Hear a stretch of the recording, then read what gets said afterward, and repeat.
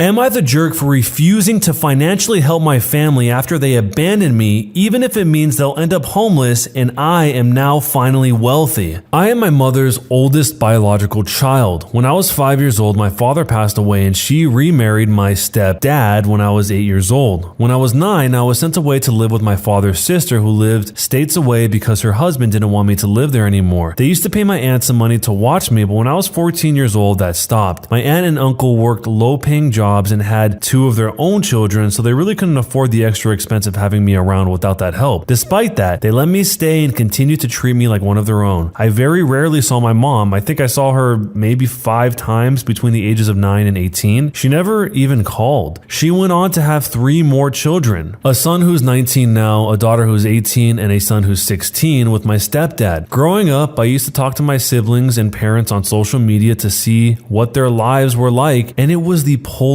opposite to mine. They regularly went on expensive vacations, lived in a massive house, owned the latest gadgets, etc. I went to college and I got married at 23 years old. My mother and siblings have no idea that I'm married. I'm currently 28 and doing well financially. My husband and I own our own house. We have several very profitable investments and work high-paying jobs. My cousins, a 30-year-old female and a 27-year-old female, and I all contribute to help my aunt and uncle to finally purchase their own home last year. Recently, my mom showed up to my aunt's house begging for financial help. Apparently, my stepdad suffered from a gambling addiction a few years ago and lost all of their savings. Now, with the Rona, he's lost his job and they can't afford to keep their house without help. My aunt explained that she didn't have any money to help her, and when my mother demanded to know how she could afford her new house if she had no money, she explained what me and my cousins had done. My mom then asked for my number. When she called me and explained the situation, I told her I couldn't help. She kept begging me and claimed my siblings would be made homeless if I didn't help them. I told her maybe she should sell some of their fancy stuff or they could all get jobs like my cousins and I had to. I hung up before she could reply. Since then, I have been receiving message after message from my mom, my siblings, and even my stepdad begging me for help. I have never spoken to my siblings in my life. They've begun harassing my husband and my sister-in-law. They've also reached out to my aunts and cousins multiple times trying to get them to convince me to change my mind. I am so angry with them all. They threw me away, and when they needed something, they come crawling back, but the guilt is also starting to set in, and I don't know if I'm the one that's being the jerk. Am I? The OP here is in a lose-lose situation. If the OP is poor, then the parents and the family want nothing to do with the OP. When they find out that the OP has money, then all of a sudden they want some of the money. None of these family members care about the OP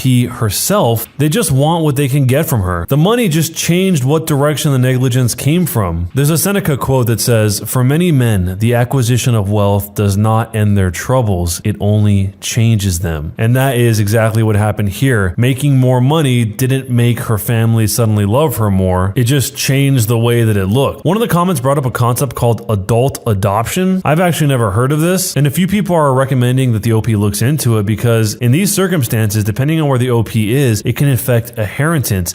In the example that they give, they say if the OP and her husband pass away at the same time, like in a car accident, for example, with no kids, depending on where they are, and if they pass away without a will, their assets could be split between the OP's biological mother and her husband's parents. Given the story, the OP might not want that. So if you were in this situation, if your family abandoned you, then later on in life you had a bunch of money and they came to you and asked you for money, would you give it to them? Let me know down below, and jerk or not a jerk, and why. Before we jump into the rest of the stories, if you don't know already, you can submit your own stories to be featured here if you go to the YouTube description and click on the link that'll bring you to all the social media links. But before you do that, make sure to subscribe on YouTube with notifications turned on so you don't miss the next video. My coworker sent inappropriate texts, so I attached them and replied to those texts via our work email. Am I the jerk? One of my coworkers, who I had thought was friendly, but that was it, he's married, sent me some inappropriate text at like 3 a.m. on St. Patrick's Day weekend. He asked me to come over and quote, have some fun, and saying that he has been into me for a while and knew that I felt the same. I don't. I like girls, but I'm not out yet at work. He also sent me a selfie of him fully exposed that luckily cut off right before the danger zone, but dang, it was close. When I saw these texts that he sent me, I was out with my friends and I was like, what the heck? Okay, this is a Monday problem. I have a really strict rule with myself that I don't do work, think about work, or answer messages about work outside of Monday through Friday, 9 a.m. to 5 p.m. I also don't use my personal phone for work stuff. If someone from work calls or texts and it's not one of the coworkers I see as a close friend and trust not to talk shop on the weekends, I am not answering. I included dealing with this guy as a workday problem, so I ignored his message. He sent me several later, first saying he's sorry and that he was sloshed, then saying he hadn't said how he wanted to, but he was still into me and he had a feeling that I felt the same. On Monday, I wrote him an email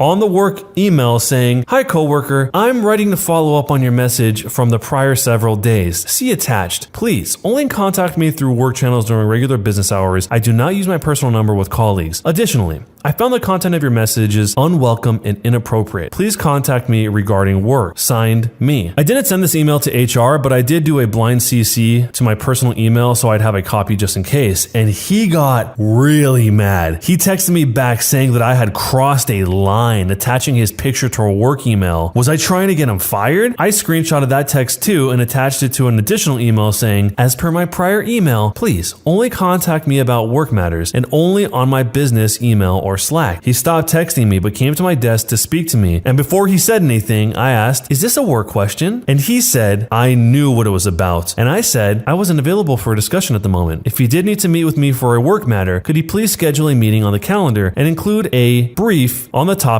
ahead of the meeting? He walked off. I feel like I was a bit of a jerk in dealing with it the way that I did.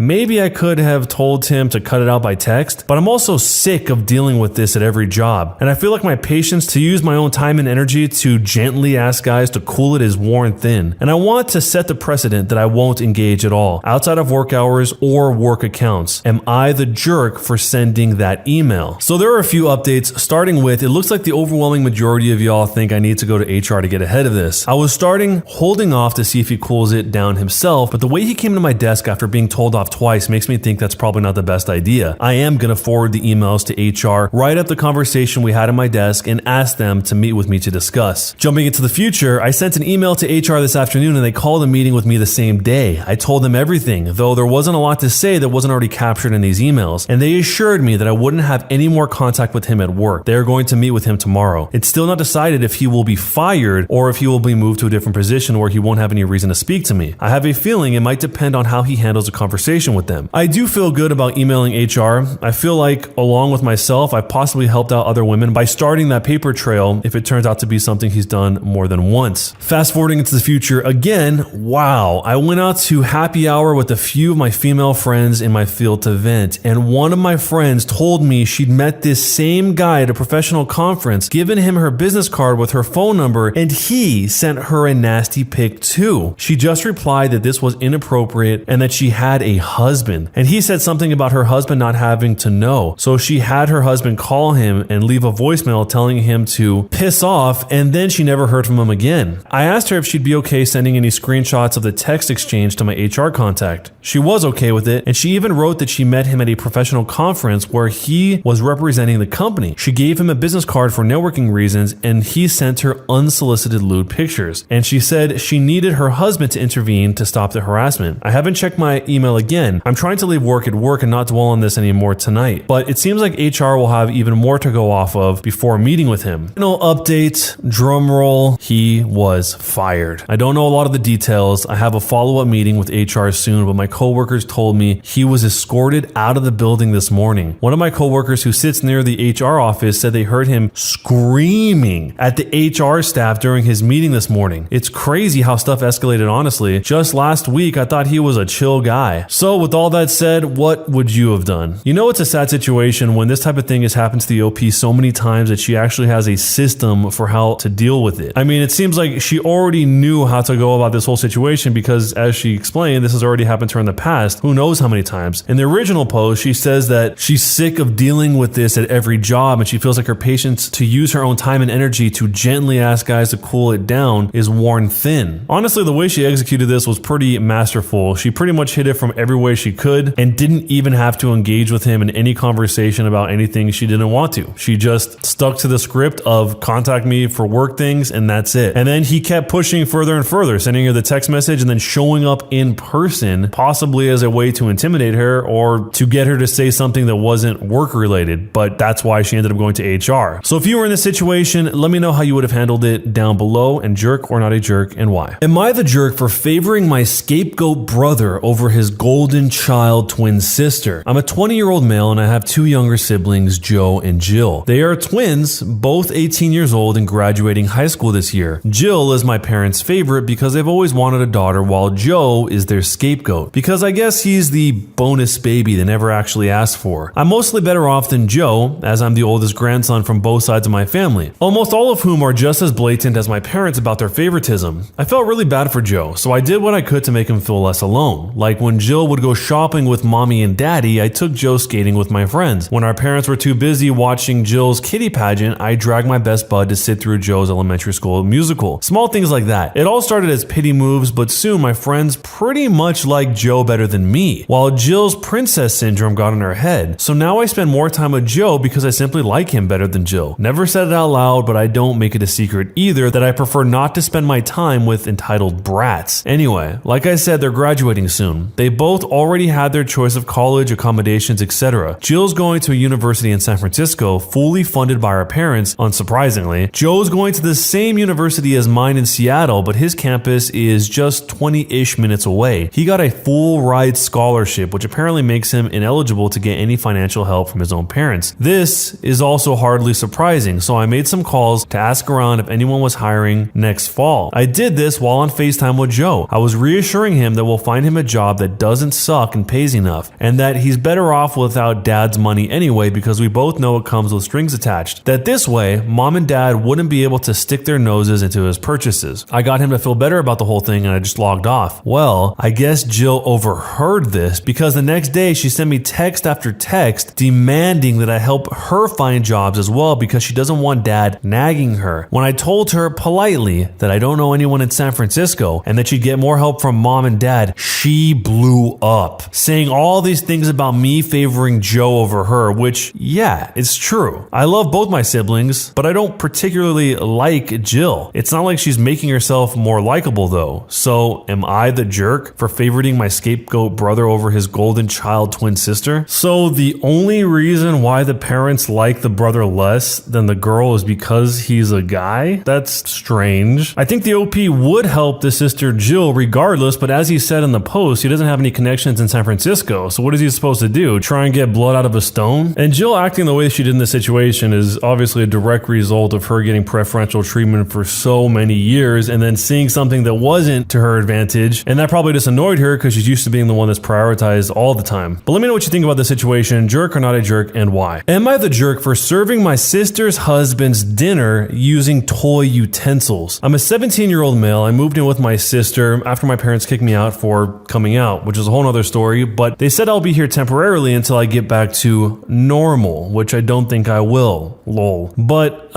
anyway, so I moved in with my sister and her husband about a month ago. For your information, she does everything around the house. I started helping here and there as well as looking after a 2-year-old niece, and now she's 6 months pregnant. My brother-in-law does nothing because he's the breadwinner as he claims, but in my opinion, he's taken it a bit too far. For example, he'd tell her to start his laundry once he takes off his clothes, put dinner on the table once he's home, get the shower ready, and so on. They fight a lot because my sister is exhausted and burnt out. I usually put my headphones on and mind my own business, but 2 nights ago there was a lot of commotion once he got home, so I went to see what the issue was. It turns out my brother-in-law was complaining about dinner and my sister was too exhausted to get up. I mean, the dinner was already cooked, but he wanted her to put it on the table for him. I told my sister I'd do it, but instead of using their kitchen utensils, I used my niece's toy utensils, like a toy cup, a toy plate, a toy fork and knife, and a tiny little napkin. I put the food on the toy plate and the drink in the toy cup while my brother-in-law was in the shower. He then came into the kitchen and sat down and stared at the plate for a few seconds. He then looked at me and asked what the heck was this and whether I was joking. I told him if you wanted to act like a helpless child, then he might as well get treated like one. He began yelling and my sister came came inside. He then threw the napkin on the ground and stormed off, saying I disrespected him and that he'll let my parents know about what I did. My sister saw what I'd done and started laughing. I went inside my room, but the argument did not stop. And now he's expecting an apology for me meddling in his marriage and pulling this stunt on him. I could be the jerk for this, but I was just so mad for my sister and also sick and tired of being sick and tired of the nightly fighting over dinner. So, am I the jerk for serving my sister's husband's dinner using toy utensils? Yeah, so that actually is funny, but it probably should have been obvious that was going to make the situation way worse, because now the husband feels like he's being teamed up against when he's already defensive as it is. And maybe he wouldn't have necessarily thought that, but as soon as you say if he wants to act like a helpless child, then he might as well get treated like one. It seemed like there was a small little out where he could have said, yeah, I was joking, because he asked him whether or not he was joking. In situations like these, it's clear that the OP wanted some sort of confrontation, but if he wanted that, then why not just confront it directly instead of doing it in this sort of